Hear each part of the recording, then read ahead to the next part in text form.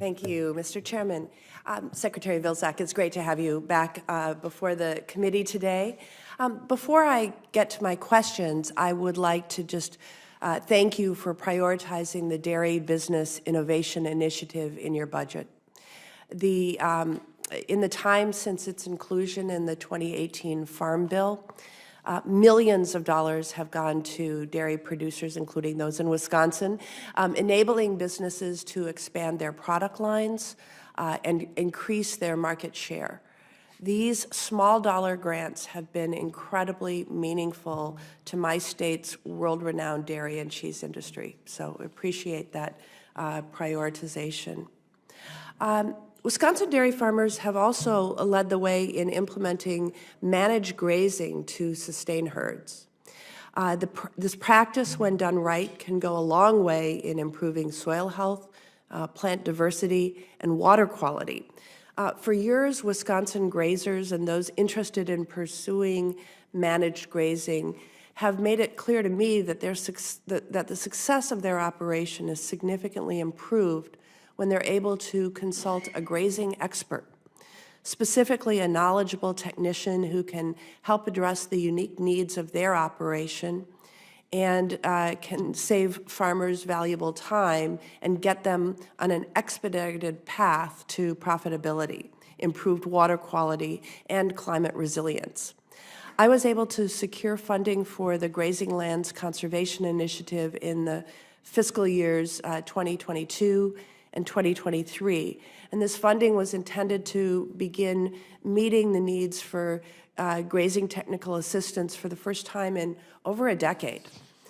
So Secretary Vilsack, could you share with me the agency's plan to allocate these funds so that technical assistance can be made available?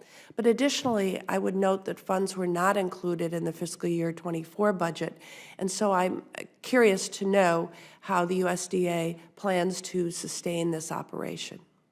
Senator, I may stand to be corrected in the answer I'm about to give you, so bear with me if I'm misstating something. The NRCS has basically outlined a variety of factors that we want to basically invest our conservation resources in.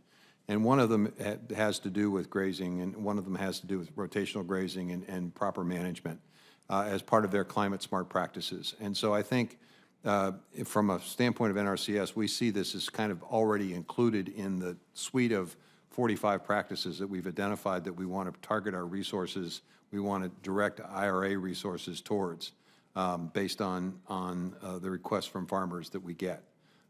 There is a significant backlog. I suspect that there are some producers in Wisconsin that are waiting for, they have a plan, they're waiting for the resources from NRCS, and we're really trying to focus on reducing that backlog and then basically making sure that the EQIP, CSP, all of those resources are effectively invested in climate smart practices. That's in addition to the fact that many Wisconsin producers will also be engaged and involved in the Climate Smart Commodity Partnership Initiative. And I know that there are management practices included in many of the projects that we sponsor and will be sponsoring in Wisconsin. So you'll also have opportunities within that partnership initiative to also see significant investment in those practices. Okay. I'll certainly want to follow up and be able to track this with some granularity. I'd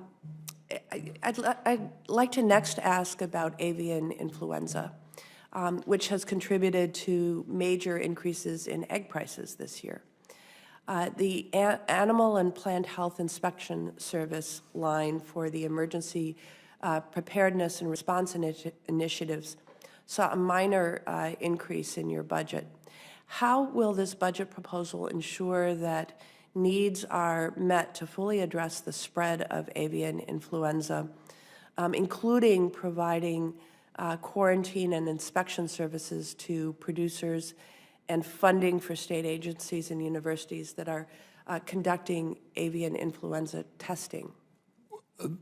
This is a great question, and I appreciate you raising it because it basically allows me to indicate that there are a number of tools that we're bringing to the HPAI fight, and one of those tools is the Commodity Credit Corporation. So APHIS is receiving additional resources from the CCC fund, which is essentially providing resources to allow us to help farmers deal with the detection, eradication, and restoration of their facilities.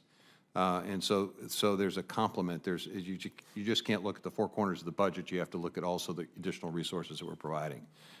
In addition, when we basically create resources for research, there are a number of research projects that involve this, that are underway at universities that are getting, they aren't specifically on a line item, but they're involved potentially in an AFRI effort. We're also meeting with the industry. You know, I think there's more work to be done here in terms of encouraging not just the development of biosecurity plans, but the implementation of those plans. Our producers, our commercial operations have done a much better job than they did in 2014-15, because we didn't see quite the spread from commercial operations that we did. But we need to continue to be very vigilant about that. We need to take a look at the design of these facilities in terms of the transmission airflow, which can potentially complicate things. We need to make sure that we continue our research on vaccines with the understanding that that we're not there yet. We're not even close to being there yet. We don't have a commercial operation willing to produce the vaccine. We haven't matched it identically to the issue that we've got right now. And there are trade complications as a result of the use of vaccines. So it's really complicated. Some people like to simplify it, but it's very complicated. So all of that is in the budget in various pieces. It may not be specifically identified as such, but it's all in the budget. Thank you. I yield back.